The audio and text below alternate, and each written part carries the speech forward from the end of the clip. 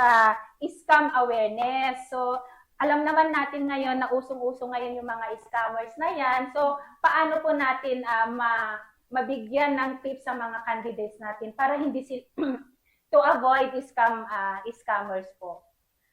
Well, kasi, yeah, I know naman na talaga ngayon talamak ng scammers, no? And PNI was also victimized by these scammers. Yes. And sa akin lang, first and foremost, they need to check the legitimacy of the agency through the DMW website.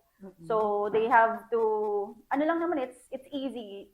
They go to the DMW website, type the name of the agency, kung nagpapakilala kung anong agency yon, and then they will be able to check there kung legit na registered recruitment agency ang agency na yon. Then, for PNI naman kasi, since nga I mentioned that we are not collecting any fees, charging any fees to the nurses, and ito kasi mga scammers, normally, nurses, just be aware, normally kasi ang mga scammers, they will say na, okay, I will give you job, pero in return, you have to pay. So, yun yung mga scammers because you will not pay anything if you will be applying to PNI International.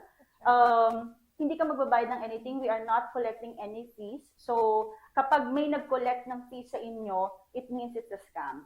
So, don't entertain those. And importante that you have a contact person from our team in PNI International. Yes. At the same time, you can visit our office para talagang makita nila, this is our office, we have our office here in Ortigas, and then malaman nila na, oh, meron nag-chat sa amin or nagte-text sa amin, totoo ba to na meron kaming kailangan bayaran para makapag-apply kami for the US?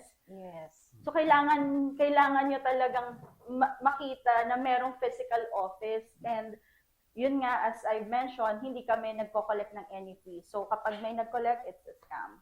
So beware of that. Ayan. Thank you so much, Ma'am Apple, for answering that question.